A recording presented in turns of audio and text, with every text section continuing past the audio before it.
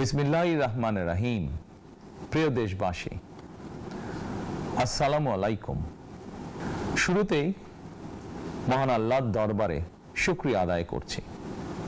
হাজারো শহীদের প্রাণের বিনিময়ে আমরা দেশ এবং জনগণের স্বাধীনতা, সার্বভৌমত্ব রক্ষা করতে পেরেছি। তাবেদার মুক্ত বাংলাদেশে জনগণের ভোটে জনগণের কাছে জবাবদিহিমূলক একটি নতুন সরকার যাত্রা শুরু করেছে।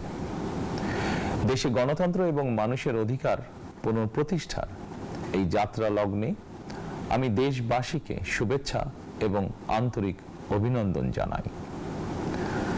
স্বাধীনতা প্রিয়, গণতান্ত্রিক আমি প্রিয়। জনগণের কারণেই দেশে আবার মানুষের অধিকার, সম্মান এবং মর্যাদা পুনঃপ্রতিষ্ঠার সুযোগ সৃষ্টি হয়েছে। আমি দেশবাসীর উদ্দেশ্যে একটি বার্তা দিয়ে বলতে চাই, মুসলমান, হিন্দু, বৌদ্ধ, খ্রিস্টান তথা দল, মত, ধর্ম, বর্ণ নির্বিশেষে পাহাড়ে কিংবা সমতলে বসবাসকারী এই দেশ আমাদের সবার। প্রতিটি নাগরিকের জন্যই এই দেশকে আমরা একটি নিরাপদ ভূমিতে পরিণত করতে চাই। একটি স্বনির্ভর, নিরাপদ, মানবিক, গণতান্ত্রিক বাংলাদেশ প্রতিষ্ঠায় বিএনপি সরকারের লক্ষ্য। প্রিয় দেশবাসী, ফ্যাসিবাদের সময়কালে দুর্নীতি, দুঃশাসনে পর্যুদস্ত একটি ভঙ্গুর অর্থনীতি, দুর্বল শাসন কাঠামো আর অবনতিশীল আইন শৃঙ্খলা পরিস্থিতির মধ্য দিয়ে নতুন সরকার যাত্রা শুরু করেছে। আইন শৃঙ্খলা পরিস্থিতির উন্নয়ন এবং কঠোরভাবে দুর্নীতি নিয়ন্ত্রণের মাধ্যমে জনগণের মনে শান্তি, নিরাপত্তা ফিরিয়ে আনাই হচ্ছে আমাদের সরকারের প্রধান অগ্রাধিকার।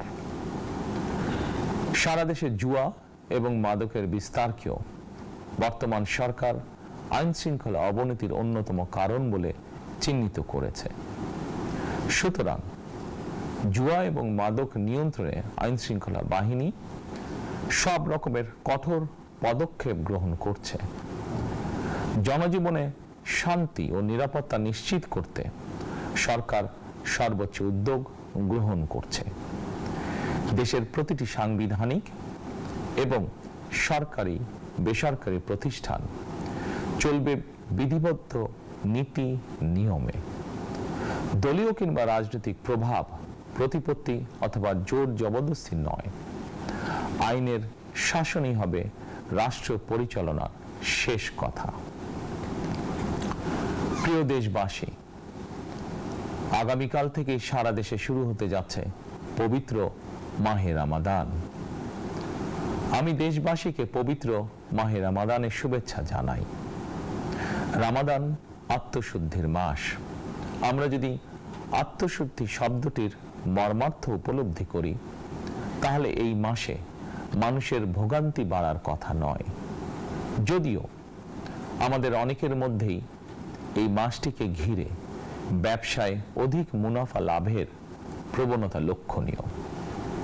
আপনাদের প্রতি আমার বিনীত আহ্বান, রমাদানের পবিত্রতা রক্ষার্থে এই মাসটিকে আপনারা ব্যবসা মুনাফা লাভের মাস হিসাবে পরিগণিত করবেন না। দ্রব্যমূল্য যাতে সাধারণ মানুষের নাগালের বাইরে না যায়, এ ব্যাপারে ব্যবসায়ীরা দয়া করে সতর্ক থাকবেন। হাজারো প্রাণের বিনিময়ে একটি মাফিয়া সিন্ডিকেটের পতন ঘটিয়ে রাষ্ট্র এবং সরকারের জনগণের অধিকার প্রতিষ্ঠার অঙ্গীকার নিয়েই আমরা রাষ্ট্র পরিচালনার দায়িত্ব গ্রহণ করেছি। বিএনপি সরকার সকল ক্ষেত্রেই অনাচার, অনিয়মের সকল সিন্ডিকেট ভেঙে দিতে বদ্ধপরিকর ইনশাআল্লাহ। ক্ষুদ্র, মাঝারি কিংবা ছোট বড় সকল ব্যবসায়ীদের প্রতি বর্তমান সরকারের দৃষ্টিভঙ্গি সহজ এবং স্পষ্ট। বর্তমান সরকার ব্যবসায়ী এবং ক্রেতা সাধারণ উভয় স্বার্থ রক্ষা করে প্রয়োজনীয় পদক্ষেপ গ্রহণ করতে চায়। সুতরাং সরকারের পক্ষ থেকে কি ধরনের উদ্যোগ গ্রহণ করলে বাজার পরিস্থিতি নিয়ন্ত্রণে থাকবে কিংবা ক্রেতা বিক্রেতা উভয়েরই স্বার্থ রক্ষা হবে, এ ব্যাপারে আপনাদের যে কোনো ধরনের পরামর্শ কিংবা অভিযোগ শুনতে সরকার প্রস্তুত। ক্রেতা বিক্রেতা গ্রহীতা এই সরকার সকলেরই সরকার। এই সরকার আপনাদেরই সরকার। আপনারাই ভোটের মাধ্যমে এই সরকারকে রাষ্ট্র পরিচালনার দায়িত্ব দিয়েছেন। আপনারাই এই সরকারের শক্তি। প্রিয় দেশবাসী, পবিত্র রমাদান মাসে রোজাদারগণ বিশেষ করে ইফতার, তারাবি, সেহরি এই সময়গুলোতে নিরবিচ্ছিন্নভাবে গ্যাস, পানি ও বিদ্যুৎ সরবরাহ পেতে চান। এই বিষয়টি নিশ্চিত করতে এরই মধ্যে আমি সংশ্লিষ্ট কর্তৃপক্ষকে নির্দেশনা দিয়েছি। অপচয় রোধ করে কৃচ্ছতা সাধন প্রতিটি মুসলমানের ইমানি দায়িত্ব। অফিস আদালতে বিনা প্রয়োজনে কিংবা প্রয়োজনের অতিরিক্ত গ্যাস, বিদ্যুৎ, পানি খরচের ব্যাপারে সচেতনতা অবলম্বন করাও ইবাদতেরই অংশ বলেই আমি মনে করি। দেশের সকল সরকারি বেসরকারি কর্মকর্তা কর্মচারী এবং জনসাধারণের প্রতি কৃচ্ছতা সাধনের আহ্বান জানানোর আগে আমি সরকারের মন্ত্রী এবং বিএনপি সংসদ সদস্যদেরকে দিয়েই একটি দৃষ্টান্ত স্থাপন করতে চেয়েছি।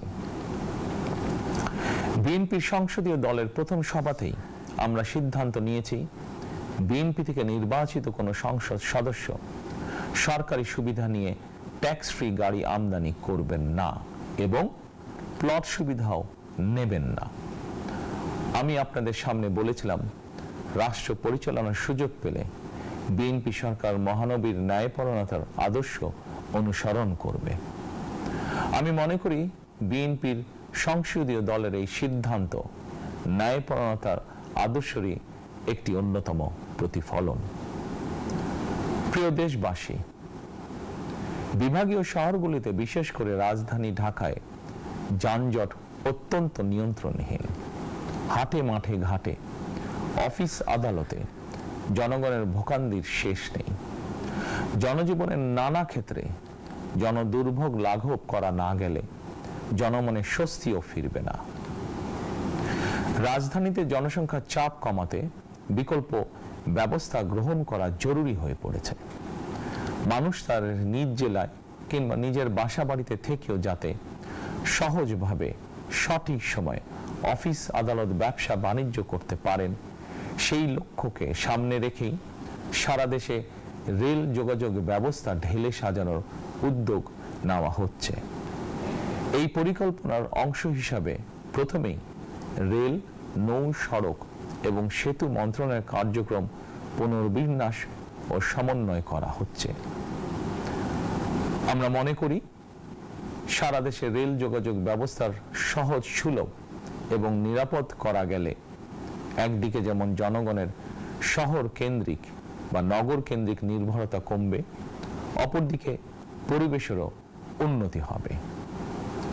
প্রিয় দেশবাসী, আমাদের চারপাশে সমস্যার শেষ নেই, তবে সমস্যার পাশাপাশি সম্ভাবনাও কিন্তু কম নয়।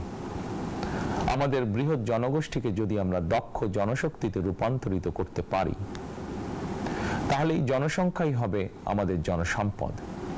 আমরা নিজেদেরকে দক্ষ করে গড়ে তুলতে পারলে শুধু বাংলাদেশই নয়, বিশ্ব বাজারও আমাদের জন্য উন্মুক্ত। তথ্য প্রযুক্তির সিঁড়ি বেয়ে বিশ্ব এখন কৃত্রিম বুদ্ধিমত্তার যুগে প্রবেশ করেছে। প্রযুক্তির এই প্রতিযোগিতামূলক বিশ্বে সম্মান এবং স্বচ্ছতার সঙ্গে টিকে থাকতে হলে আমাদেরকে কোনো না কোনো একটি বিষয় বা কাজে পারদর্শী হতে হবে। দেশের কোটি কোটি শিক্ষার্থী এবং তরুণ যুবশক্তির উদ্দেশ্যে বলতে চাই, মেধায়, জ্ঞানে, বিজ্ঞানে নিজেদেরকে যোগ্য করে গড়ে তোলার জন্য যত রকমের সহযোগিতা দেওয়া যায় সব রকমের সহযোগিতা দিতে বর্তমান সরকার প্রস্তুত। কর্মসংস্থান এবং কর্ম পরিবেশ নিশ্চিত করার সুনির্দিষ্ট অঙ্গীকার নিয়ে বর্তমান সরকার যাত্রা শুরু করেছে। প্রিয় দেশবাসী, দীর্ঘ 18 বছর পর দেশে ফিরে গত বছর 25শে ডিসেম্বর আমি বলেছিলাম দেশ এবং জনগণের জন্য আই হ্যাভ এ প্ল্যান। 12ই ফেব্রুয়ারি জাতীয় নির্বাচনের আগে দেশের বিভিন্ন স্থানে ঘুরে আমার প্ল্যান পরিকল্পনার অনেক কিছু আমি আপনাদের সামনে তুলে ধরেছিলাম। আপনারা স্বাধীনতার ঘোষকের প্রতিষ্ঠিত দল বিএনপিকে ভোট দিয়ে রাষ্ট্র পরিচালনার দায়িত্ব দিয়েছেন, সকল পরিকল্পনা বাস্তবায়নের সুযোগ দিয়েছেন। এখন এই সুযোগকে কাজে লাগিয়ে সকল অঙ্গীকার পূরণ করার দায়িত্ব বিএনপি সরকারের। আমরা আমাদের পরিকল্পনা এবং প্রতিশ্রুতি বাস্তবায়নের কাজ শুরু করে দিয়েছি ইনশাআল্লাহ। অঙ্গীকার পূরণের এই যাত্রা পথে আমরা ভবিষ্যতের দিনগুলোতেও আপনাদের অব্যাহত সমর্থন প্রত্যাশা করি। প্রিয় দেশবাসী, সরকার প্রধান হিসাবে আমি দেশবাসীর উদ্দেশ্যে একটি বিষয়ে প্রতি দৃষ্টি আকর্ষণ করে বলতে চাই। নবগঠিত সরকার গঠনের সুযোগ দিতে যারা বিএনপিকে ভোট দিয়েছেন কিংবা দেননি অথবা কাউকেই ভোট দেননি, এই সরকারের প্রতি আপনাদের সবার সমান অধিকার। বিএনপি সরকার বিশ্বাস করে দল মত ধর্ম দর্শন যার যার, রাষ্ট্র সবার। এই দেশে এই রাষ্ট্রে একজন বাংলাদেশী হিসাবে আপনার আমার আমাদের প্রতিটি বাংলাদেশী নাগরিকের অধিকার সমান। প্রিয় দেশবাসী, আল্লাহ আমাদের সবাইকে নিরাপদ এবং সুস্থ রাখুন। আল্লাহ আমাদের সকলকে ইতিবাচক পরিকল্পনাগুলো বাস্তবায়নের তৌফিক দিন। পবিত্র রমাদান মাস শুরুর শুভ লগ্নে আল্লাহর দরবারে এই নিবেদন রেখে আমার বক্তব্য শেষ করছি। আল্লাহ হাফেজ। বাংলাদেশ জিন্দাবাদ।